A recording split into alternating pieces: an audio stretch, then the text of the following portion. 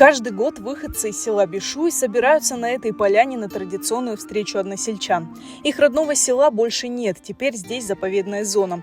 Чтобы попасть к месту, где некогда располагалось село, нужно брать специальное разрешение. В 90-е годы здесь установили памятный камень. В этот раз бишуйцам удалось попасть к камню и прочитать возле него молитву. Субхана раббики лизет я мурсалюн, мирхамдаллаху раббиланин, бурахматики архамурсалюн. Аминь.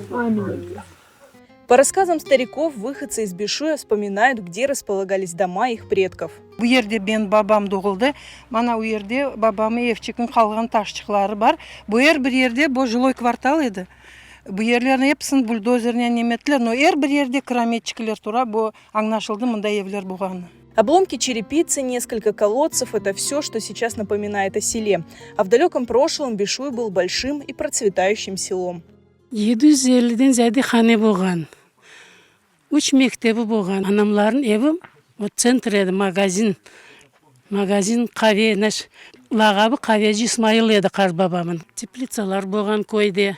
Түтін фидесін остыреділер. Вот на этих фотографиях это Бишуй. Бабушка моя Исми Султан, она была из очень состоятельной семьи.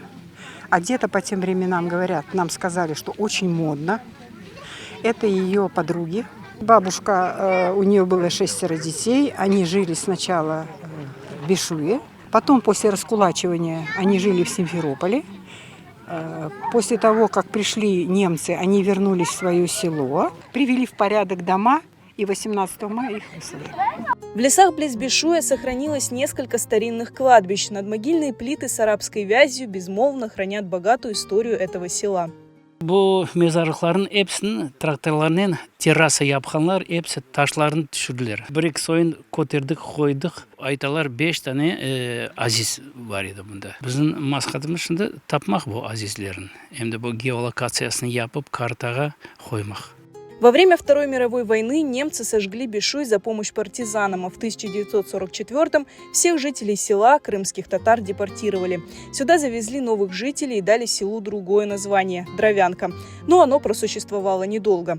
В 60-е годы село опустело, затем эту территорию признали заповедной. Бишуйцы бережно хранят воспоминания о родном селе. Ведь с каждым годом стариков, которые родились в Бишуе и могли бы рассказать о нем, все меньше. Обратите внимание, что сегодня очень много детей, уже наши внуки, мои внуки, если я сам являюсь внуком тех людей, которые здесь родились, которые, скажем, истоки. И это очень хорошо. Почему? Потому что дети приобщаются и помнят, и будут помнить, наверное, свои корни. Встреча односельчан в Бишуе проходит шумно и весело. Всех гостей обязательно угощают вкусным пловом.